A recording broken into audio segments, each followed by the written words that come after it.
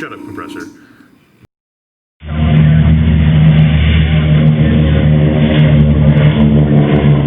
Alright, welcome back to the B-17 build, everyone. So I've got a bunch of stuff to show, but before I do that, I'm working on these various ammo crates that are supposed to be, again, plywood. And to be honest, I don't want to necessarily go through the hassle of the quick and dirty oil work on these because it takes a while to dry, and then you have to clear it and all that kind of stuff. And these, as you can see, have a bunch of different sides to them, right? And it's kind of a pain in the ass to get all the sides. Then I have to hold the thing and do the bigger faces and whatnot. So I thought, what if I tried using an acrylic instead of an oil and basically use the exact same process? So let's check this out, shall we? So get a little bit of acrylic. Focus, you piece of shit. Take the foam. Do the exact same dragging. And look at that. Now, something for these that you might want to consider is they're not going to be visible very much at all in the inside. They're basically going to be buried in the fuselage back by the tail gunner section and sort of on the fuselage walls by the waist gun, by the waist gunner stations. So all that we need to really pull this off is the hint of wood grain. I would say even more so than with the floor pieces. Because the only way that you're going to see these, especially these are going to be back to the tailgater station, so they'll be maybe a bit more visible. But the ones inside the fuselage, you will have to kind of bend down and look up to see them, up and back. So we're doing what we can, but definitely looks like it. This will work. So fantastic. Let's go ahead and knock out a little bit more, and because it's an acrylic, it will dry faster, so we can keep working. And among the many frustrations that I have with this kit is the lack of ammo belts. So all the guns are just kind of hanging out, which seems a bit weak to me. Alright, so I'm going to pause this one, and when I get more of these done, we're going to come back and do the face, because that'll be the fun part. Okay, let's go ahead and do some faces.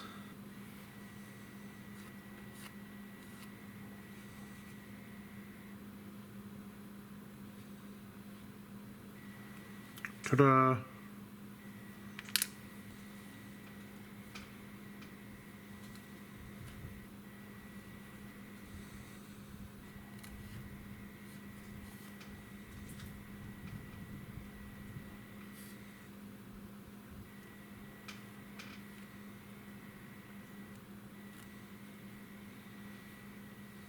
Those will do.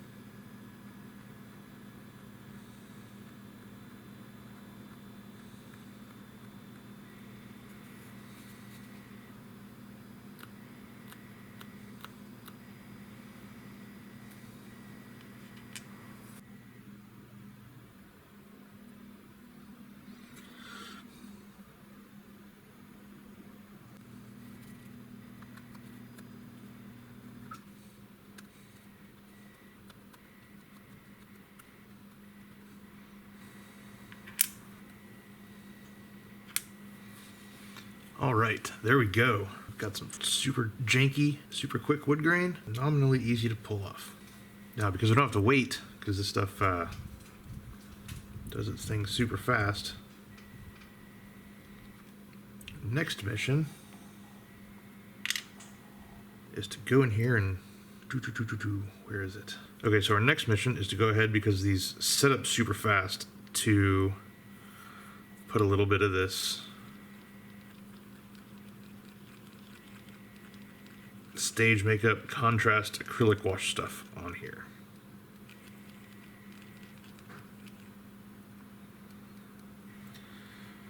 Should be nice and easy going. We will hope. Okay, so we've got the wash down. Okay, so we've got the wash down on the Ford ammo crate. Okay, there's another one. And another one. And I realize that they're not focusing. The tweezers literally hit the desk. So I'll bring it around in here in a few minutes.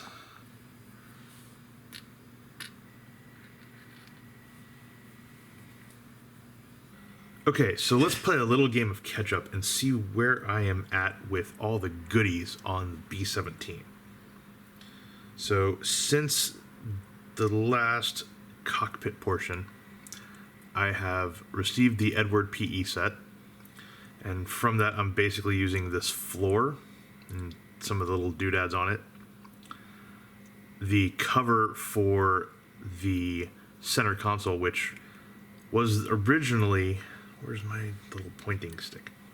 So the center console was originally this awful attempt at interior green, which just isn't right for a B-17, at least a G of this production block. So what I did is I masked off the little stencils here, which actually look quite good, and painted the rest with the gunship green that's doing our dark dull green impersonation. The seats got Edward steel belts, and I realized after I installed them that wartime B-17s did not have shoulder harnesses. Well, too late, because I'm not stripping them off and repainting everything, because that's a huge pain in the ass. We've also got some little hub details in the set for the control yokes. It's amazing they didn't provide anything for the actual yokes themselves, considering how bad they are, but there you have it. They also provided better stuff for the main throttle levers, so I did those, basically taking the Edward PE for the outside frames and some brass 0.5mm tubing cut to very short lengths for the handles. These other knobs and levers that you can see are basically brass wire that I jammed in there, and then I glued on 1mm ceramic spheres. So they're a bit chunky, chunkier than I would like, but they convey everything quite well. So this is pretty much done. I need to go ahead and give it a flat coat and do some weathering in here, because I want to represent a pretty beat up bomber. So it's going to have seen better days. But overall main paint work and stuff in this thing is done. Now with that, we have the two cockpit sidewalls. So these are also in a mostly done state, mainly because I'm realizing you're just not going to see a whole lot of what's going on in here. But we've got some air scale dials here. We've got a little bit of stuff picked out with paint. We've obviously got the oxygen tanks back here. I think looking better now that they have the wash on them. This shininess is disconcerting. It's going to be given a clear flat to kind of calm it down. Same with this one. I might also add in some more wiring running along here, because that seems to be something I pick up in reference photos, and some white wires running all over the place could give the cockpit a little bit more of a sense of busyness through the windscreen.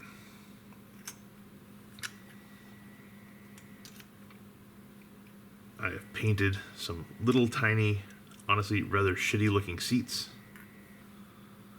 So got another one here. Yay, that's fun. These will be worked on a bit more later. And then I have been working a lot on the bombardier station. So that we've got the deck. We've got this desk which sits kind of like so, and then it fits into the side of the fuselage right here, and then there's like a little ledge in the bulkhead that it rests on. So voila, the two chairs go in here too. This really chunky sight, which is nowhere close to what the real thing looks like. The real thing is like a little thin ring, but whatever. That's there. This control box goes on the side. I really wish it were more detailed. Part of me wants to wait for the inevitable Edward Bombardier Navigator Station.